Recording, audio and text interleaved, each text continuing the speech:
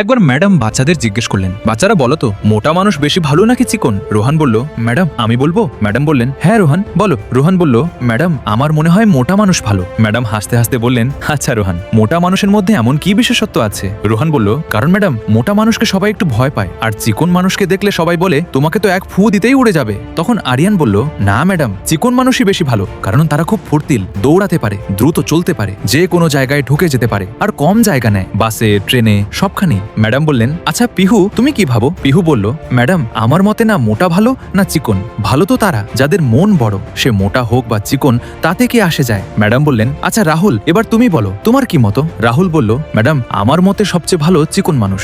Madam অবাক হয়ে বললেন, আচ্ছা রাহুল কেন তোমার এমন মনে হয়? রাহুল সঙ্গে সঙ্গে বলল, সেটা জানার আগে আপনাকে আমাদের ক্লাসের মনিটর বানানো হবে। যদি আপনি এই ভিডিওটা লাইক করে চ্যানেলটা সাবস্ক্রাইব করেন আর কমেন্টে আপনার ক্লাসের সবচেয়ে বোকা বাচ্চার নাম লেখেন। তারপর রাহুল হেসে বলল, ম্যাডাম চিকন মানুষই ভালো, কারণ আপনি যদি চিকন হতেন তাহলে আজ পর্যন্ত স্কুলের এতগুলো চেয়ার ভাঙতো না।